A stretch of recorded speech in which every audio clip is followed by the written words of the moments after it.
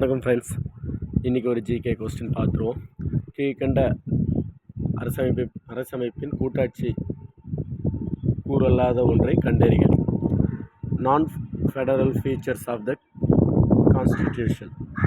First நெகிழும் அரசியலமைப்பு, ரெண்டாவது சுதந்திரமான நீதித்துறை, மூன்றாவது ஈரவை நாடாளுமன்றம், நான்காவது அரசியலமைப்பே அனைத்திலும் மேலானது. சரியானது, அதாவது கூட்டாட்சியில் கூறல்லாத ஒன்று பார்த்தீங்கன்னா நெகிழும் அமைப்பு. பொதுவாகவே இந்திய அரசியலமைப்பு நெகிழும் மற்றும் நெகிழா தன்மை கொண்டது.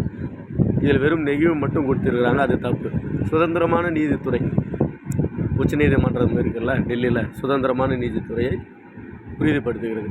பைகேமரல் லெஜிஸ்லேட்டிவ், ஈரவை நாடாளுமன்றம், மக்களவை மாநிலங்களவை.